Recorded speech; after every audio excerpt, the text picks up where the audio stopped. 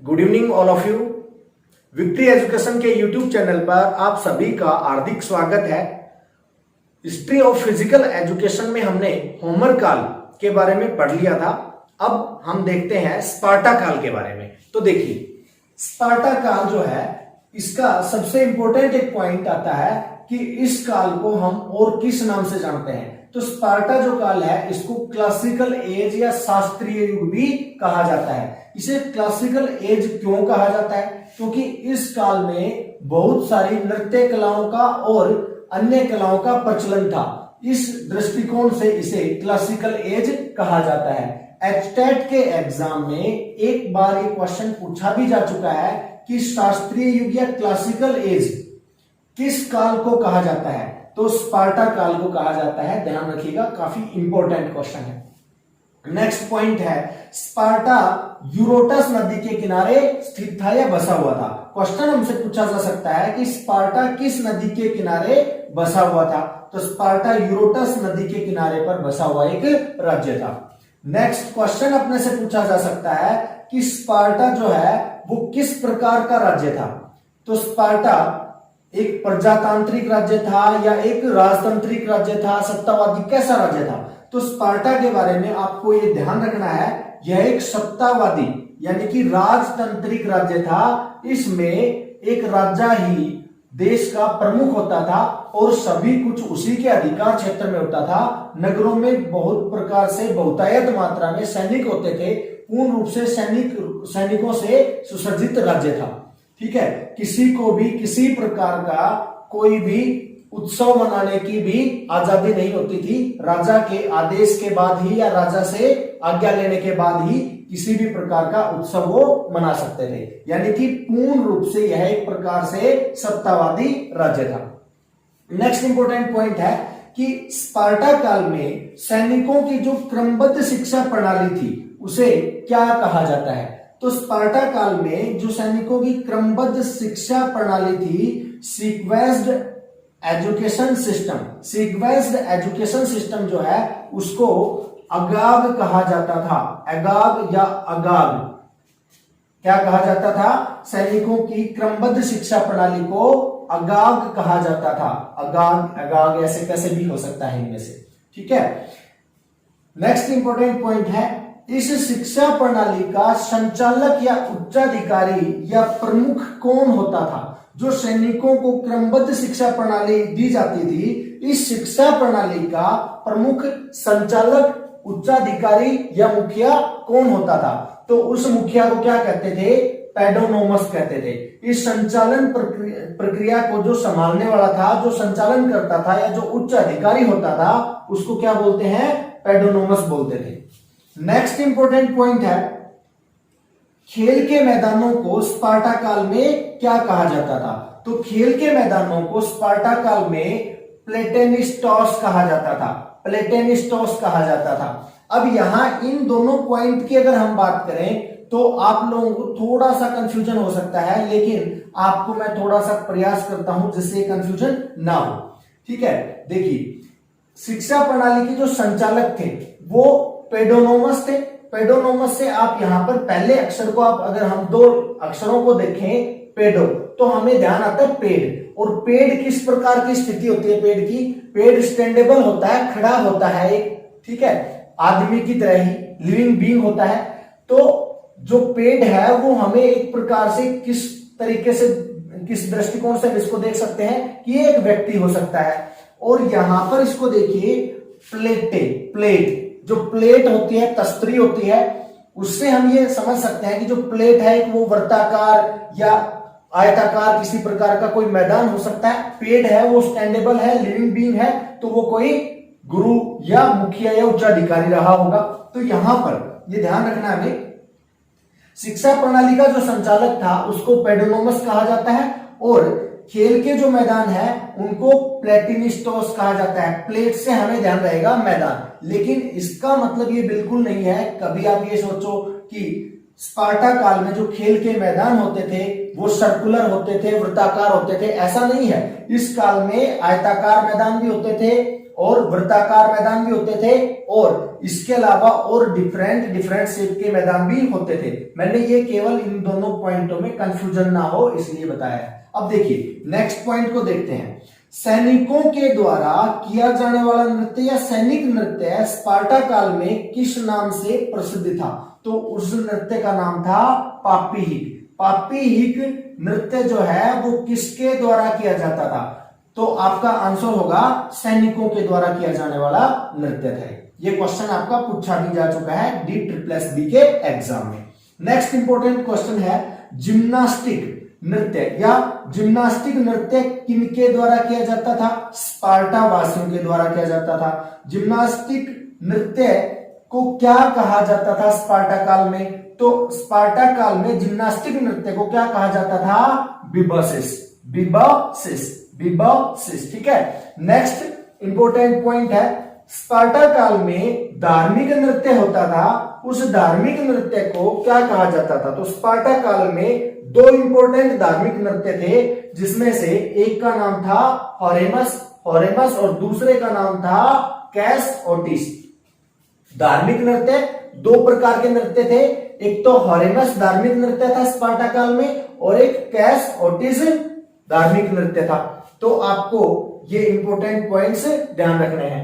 अब देखिए हम यहां पर एक बहुत ही इंपॉर्टेंट पॉइंट के बारे में डिस्कस करने जा रहे हैं। ये क्वेश्चन भी 2 से 3 बार DSSB के एग्जाम में भी पूछा जा चुका है और अदर कॉम्पिटिटिव एग्जाम्स में भी पूछा जा चुका है कि स्पार्टा काल में अस्वस्थ, अपंग या दुर्बल शिशु को किस पर्वत से फेंक दिया जाता था? तो अस्वस्थ, अपंग या दुर्बल या कमजोर शिशु को स्पार्टा काल में टाइगेट्स नामक पर्वत से या हिल से फेंक दिया जाता था और मरने के लिए छोड़ दिया जाता था।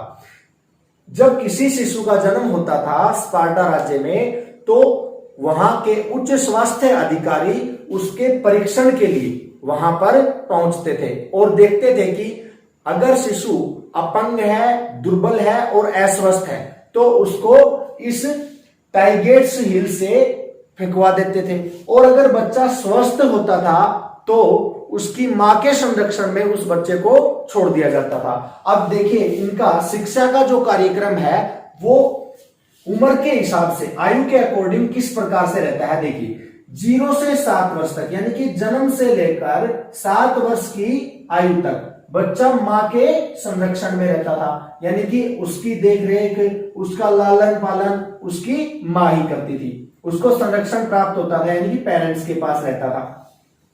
ये वही बच्चे रहते थे जो शारीरिक रूप से स्वस्थ होते थे।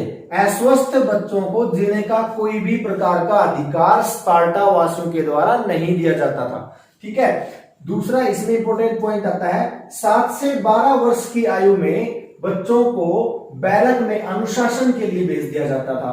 बैरक, छावनी या जो ट्रूप होता है ना उनमें अनुशासन सीखने के लिए बच्चों को ट्रेनिंग दी जाती थी। किस काल में? 7 से 12 वर्ष की आयु में।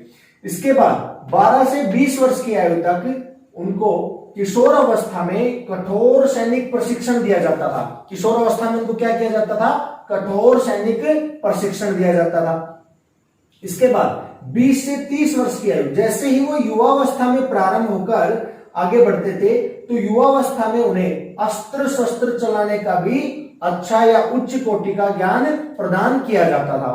और इसी दौरान जब वो युवावस्था में होते थे तो 24 वर्ष की आयु पूर्ण करने के बाद उन्हें अपने देश के प्रति और राज्य के प्रति सेवा भाव के लिए या अपनी शपथ ग्रहण करनी पड़ती थी कि मैं देश सेवा करूंगा और देश की रक्षा के लिए अपने प्राणों को भी न्यौछावर कर दूंगा। इस प्रकार की उनको शपथ लेनी पड़ती थी। जब वो शपथ लेते थे तभी वो सही मायने में सैनिक कहलाने के योग्य होते थे। अब 30 वर्ष की आयु के बाद उनको शादी की अनुमति प्रदान की जाती थी। स्पार्टा काल में शादी करने का एकमात्र उद्देश्य था अपने वंश को आगे बढ़ाना और अच्छे योद्धा पैदा करना या उत्पन्न करना। ठीक है।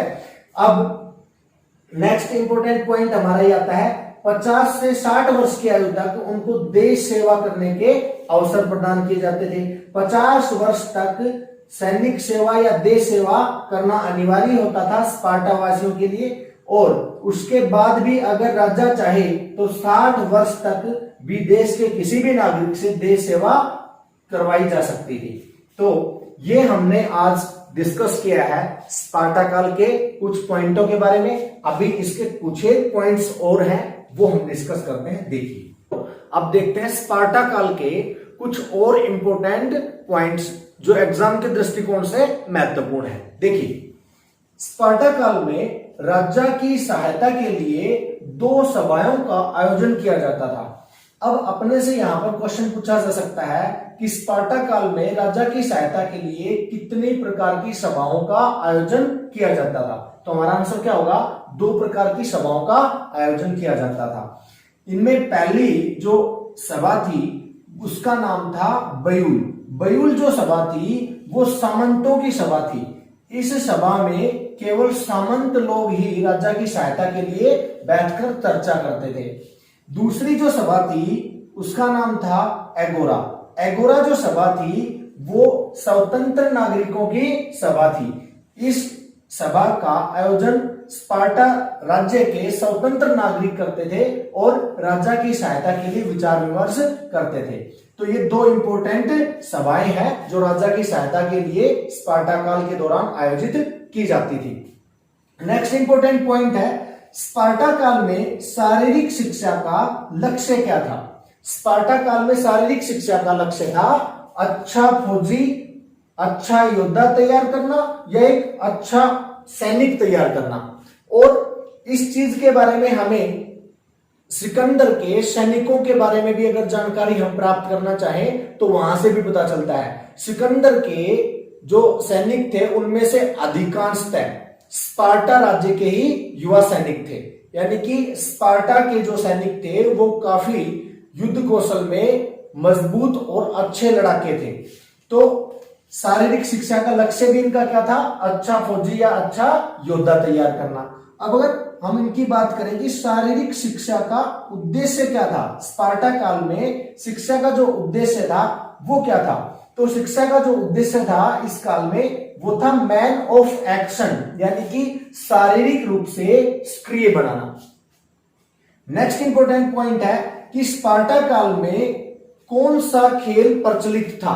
तो स्पार्टा काल में कुश्ती या हम कह सकते हैं रेसलिंग जो खेल था वो प्रचलित खेलों की श्रेणी में था।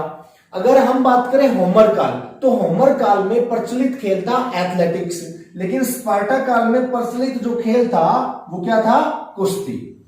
नेक्स्ट इंपॉर्टेंट पॉइंट है, स्पार्टा काल में स्त्रियों की जो शिक्षा थी वो भी पुरुषों के समान ही होती थी। स्त्रियों की संख्या पुरुषों के समान होती थी, लेकिन स्त्रियों के लिए जो व्यायामशालाएं थी वो अलग होती थी। 20 वर्ष की आयु तक स्त्रियों को खुलेआम या ओपनली शारीरिक क्रियाओं का प्रदर्शन करने की कोई मनाही नहीं होती थी, यानी कि इनको इजाजत होती थी। लेकिन 20 वर्ष की आयु के पश्चात या फिर इनकी शादी के पश्चात स्त्रियों को खुलेआम प्रदर्शन पर रोक लगा दी जाती थी। इस काल में, स्पार्टा काल में नायक पूजन की प्रथा भी प्रचलित थी, यानी कि ये लोग धर्म में विश्वास कम करते थे या नहीं करते थे और नायक पूजन में विश्वास करते थे। इसी वजह से होमर काल के लोगों से ये घृणा करते थे। तो स्पार्टा काल के बारे में हमने कुछ इंपॉर्टेंट पॉइंट्स और देखे हैं।